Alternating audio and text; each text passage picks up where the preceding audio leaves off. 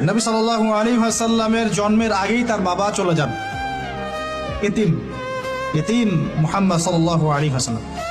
তার মা আমিনা 6 বছর বয়সে ইন্তেকাল করেন। সিচুয়েশন বুঝতে পারছেন? 6 বছর একটা বাচ্চার বাবাও নাই মাও নাই।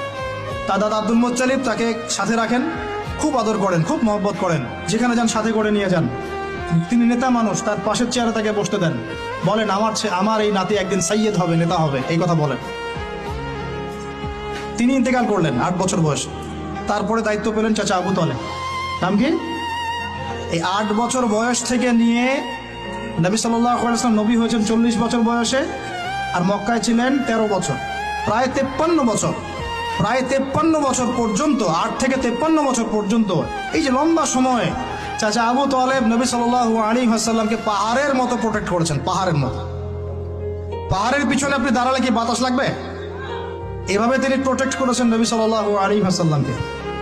তার সন্তানদেরকে যা খাওয়াতেন তার চেয়ে ভালোটা নবীকে খাওয়াতেন সাল্লাল্লাহু আলাইহি ওয়াসাল্লাম।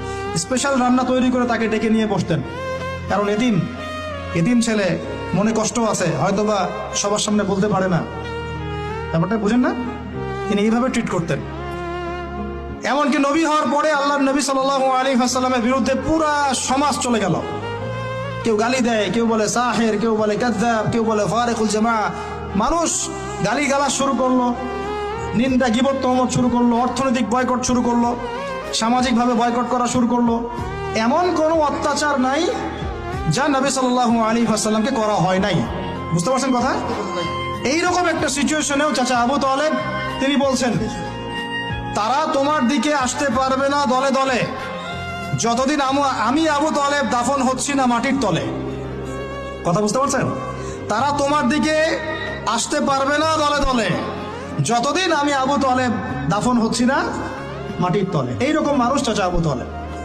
মানে আমরা যারা এখানে উপস্থিত আছি, বাংলাদেশে 16 কোটি মুসলমান, সারা বিশ্বের যে এত কোটি মুসলমান, তার মধ্যে বেশিরভাগ মানুষকে যদি আপনি এক পাল্লায় রাখেন, চাচা আবু তালেবের অবদানটাকে আরেক পাল্লায় রাখেন, ওই পাল্লা ভারী হবে ইনশাআল্লাহ। কিন্তু শেষ পর্যন্ত চাচা আবু তালেব কালিমা লা ইলাহা ইল্লাল্লাহ পড়তে পারলেন না।